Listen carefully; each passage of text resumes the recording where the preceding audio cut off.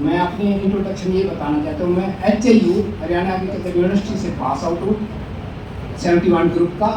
और अभी जो उनके पिताजी 71 के एक हमारे वहाँ उनके यहाँ एडवोकेट भी हैं, मेरे को पता नहीं, तो वो कह रहे थे मेरा बच्चा भी यही है और मेरे को मिले भी थे पिछली बार, यहाँ है कि नहीं मैं उनका नाम भूल गया। डिस्ट्रिक्ट लेवल की एक पोस्ट होती है पूरे जिले में, लाइसेंसिंग अथॉरिटी जो पेस्टिसाइड के लाइसेंस वगैरह बनाते हैं। फतेहाबाद से 2006 में मैं रिटायर हुआ और मैं यानी कहने का मतलब है कि उसके बाद 75 एज ग्रुप में नेशनल ये जो हरियाणा एथलीट प्रतियोगिता हुई थी, मास्टर हरियाणा एथलीट प्रतियोगिता चंडीगढ़ में देवीलाल स्टेडियम में, उस बार 2 बार का 5 किलोमीटर में पदक भी दे रहा हूँ 2 बार। तो ये मुझे उपलब्धि है कि ये तो अब ये जो विधानसभा के इलेक्शन है इसके लिए आया हूँ। इसके लिए क्यों आया हूँ कि हमारी जो है देश की 4 पावे हैं जो देश को बनाते हैं, न्यायपालिका, विधायिका, कार्यपालिका और पत्रकार। ये 4 है। 4 मुद्दों में जो सबसे कमजोर पावर है वो विधायिका है, यानी कि राजनीति जो है सबसे कमजोर है और इसी के ऊपर हमारे सारा देश घूमता है, यही लाभ बनाते हैं। ये इस टाइम कमजोर है। इस टाइम 2 तरह की राजनीति है, एक चालू राजनीति जिसे बोलते हैं, जैसे चल रही है आप चालू राजनीति, वो सिर्फ उसके लिए आप समझ रहे हो कि पूंजीपतियों की, मैं तो ये कहूँगा पूंजीपतियों की है। और दूसरी जो है वो आम यानी सत्ता, न्याय सत्ता जो है, जो है सत्ता है, एक होती है धर्म सत्ता और एक सत्ता। अब इस टाइम सिर्फ सत्ता चल रही है। सत्ता का मतलब समझ रहे हैं कि जेबें भरने की सत्ता, जेबें भरने की सत्ता चल रही है। इन चीज़ों को देखते हुए मुझे यहाँ आना पड़ा कि हम धर्म सत्ता के साथ चलेंगे। और मैं अपनी लाइफ में भी, अपने कार्यकाल में भी, 35 साल की सर्विस में भी इस सत्ता के साथ जुड़ा रहा, धर्म सत्ता के साथ जुड़ा रहा और अपना यानी ये कार्यकाल करता रहा। तो अब मुझे आप लोगों से ये उम्मीद है कि आने वाली 5 तारीख को जो मैं यानी मेरा पार्टी का निशान है और मैं एक निर्दलीय के तौर पर मेरे को किसान, मजदूर, कर्मचारी, आम जनता जो शहरों में, गांवों में, जो पूंजीपति नहीं कहूँगा, जो आम जनता है, पूरी जो गरीब लोग हैं, तो मुझे जाने में गांवों में भी और शहरों में भी इन लोगों का बहुत बड़ा प्यार मिल रहा है। और मुझे प्यार मिलते हुए मुझे उम्मीद है कि आप इन चीज़ों को आप भी समझेंगे और आप आने वाली 5 तारीख को इस पार्टी के बटन को निशान लगा के मेरे को कामयाब करेंगे। धन्यवाद। ओम शांति, ओम शांति। और मेरे साथ हमारे मजदूर मनरेगा के ये सुरचानी साहब भी आए हुए हैं और ये भी मनरेगा के हैं, हमारे 2 अतिथि हैं। 1-1 मिनट के लिए आप भी कितना बोल रहे हैं, 1-1 मिनट के लिए बोल।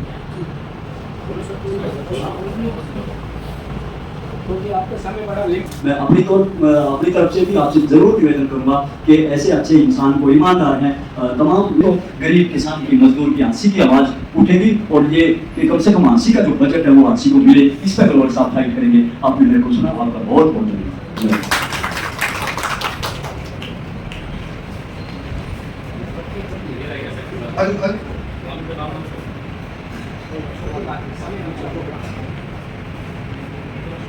मेर सिंह बांगड़ नाम है मेरा और मैं SUCI कम्युनिस्ट जो क्रांतिकारी पार्टी है उसका जिला सेक्रेटरी हूँ। और हमारी पार्टी ने ग्रोवर जी को समर्थन दिया, लेकिन की जो हालात हैं उस हालात के अंदर जिस तरह के कैंडिडेट तो उनमें कोई भी कैंडिडेट ऐसा नजर नहीं आता कि जिसके ऊपर जनता भरोसा कर सके। वो कई बार मतलब जांच परख के मतलब कहीं वही परिवार है, वही वो है, वही दोबारा से कोई कांग्रेस से आ रहा है, कोई बीजेपी से आ रहा है, कोई आपके नाम से आ रहा है, कोई इनेलो, बसपा, ये वो सारे गठबंधन बना के मतलब कोई ना कोई वही लोग हमारे सामने फिर से खड़े हैं। इनका जो पिछला इतिहास है वो हम सब जानते हैं, उसमें मैं जाना नहीं चाहूँगा। और एक हमने जो ग्रोवर जी है, या हंसी को चाहे जिला बनाने की बात है या लोकल प्रॉब्लम की जो बात है, चाहे वो सड़क का, पानी का, सीवर का, ये इनके लिए ये लगातार आवाज उठाते रहे। और हमारी पार्टी यहाँ लंबे समय से हमारी पार्टी हांसी के अंदर काम कर रही है। हम मतलब जनता की मांगों को लेके इस यहाँ हांसी के उसको लेके भी, और जो भवन निर्माण के मजदूर हो, चाहे मिड डे मील की मजदूर हो, चाहे मनरेगा के मजदूर हो, चाहे मतलब किसानों की मजदूरों की महंगाई के खिलाफ लड़ने की बात हो, बेरोजगारी के खिलाफ लड़ने की बात हो, हमारी पार्टी लगातार हांसी के अंदर मतलब इस तरह से काम करती रही है और ग्रोवर जी की उसमें लगातार भागीदारी रही है।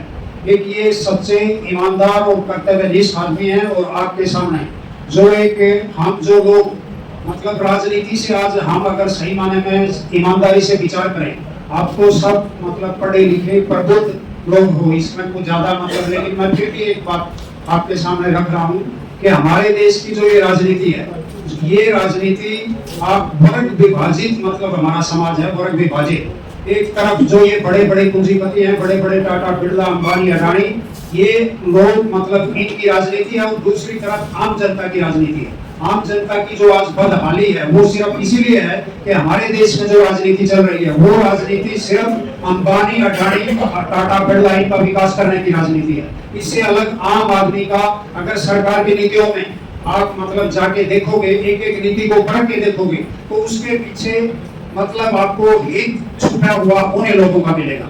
इसीलिए देश के अंदर जो ये बेरोजगारी है, भयंकर बेरोजगारी, हरियाणा आज नंबर 1 बेरोजगार के उसमें नंबर 1 पे है। और सिर्फ एक छोटा सा मैं आपके सामने एग्जांपल देना चाहता हूँ बेरोजगारी का, कि 5000 पोस्टें इसकी जो कौशल रोजगार निगम की सफाई कर्मचारी की निकली है और उसमें 15,000 फिक्स सैलरी है। तो उसके लिए 40,000 जो ग्रेजुएट लड़के हैं उन्होंने अप्लाई किया, 40,000 ग्रेजुएट, और 6,500 MA लड़के हैं। तो आप अंदाज लगा सकते हैं कि रोजगार का क्या हालत की बात की। तो मैनिफेस्टो में सबसे बड़ा मुद्दा है हांसी को जिला बनाने का। ये पिछले 13 सालों से हम लगातार धरने प्रदर्शन कितने किए, और यहाँ के पार्टी वाले जो है वो पता क्या कहते हैं कि मुझे मलाल है, मैं हांसी को जिला नहीं बना सका। 10 साल आपको थोड़े, 10 साल दे दिए और हांसी को जिला नहीं बना सका। हांसी में जिला बनने से एक छोटे बच्चे से बुजुर्ग तक सबको फायदा है। बच्चों के अच्छे स्कूल बनेंगे, अच्छे कारखाने आएंगे, पैसा बहुत आएगा, सड़कों के ऊपर लगेगा, हर चीज का लोगों को हर चीज के लिए हिसाब नहीं जाना पड़ेगा। यहाँ हांसी में ही सारा न्याय मिलेगा, सब कुछ मिलेगा। इन सबसे पहला मुद्दा तो है, अगर ये मुद्दा हल हो जाता तो हमारे 10-20 मुद्दे इसी के साथ हल हो जाएंगे। बाकी तो आप समझ रहे हो, बाकी मुद्दे छोटे हैं, ये मुद्दा भी हो जाता तो इसके साथ होता।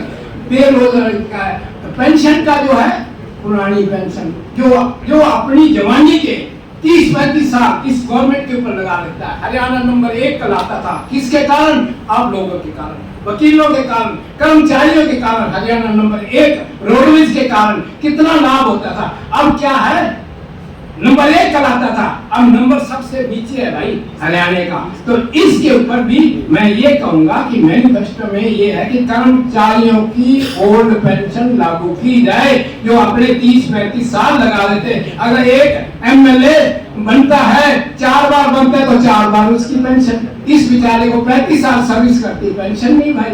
इन सभी चीजों से मैं आपसे फिर आपके वोटों की अपील करता हूँ कि आप सोच समझ कर वोट देने का कारण, ताकि मेरे जैसे जो इस चीज में चल रहे हैं उसको एक ईमानदारी को सहायता मिलेगी, सब भ्रष्टाचार को दूर करने में आप आगे आएंगे। तो धन्यवाद। और मुझे दोबारा मैं अपील करता हूँ कि आप 5 अक्टूबर को पार्टी के निशान पर बटन दबा के कामयाब करेंगे। धन्यवाद।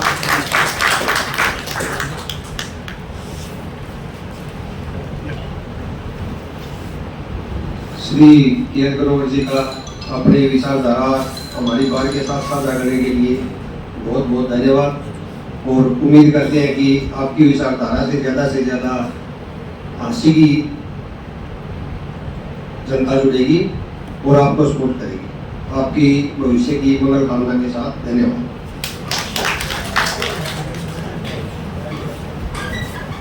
धन्यवाद आप सभी।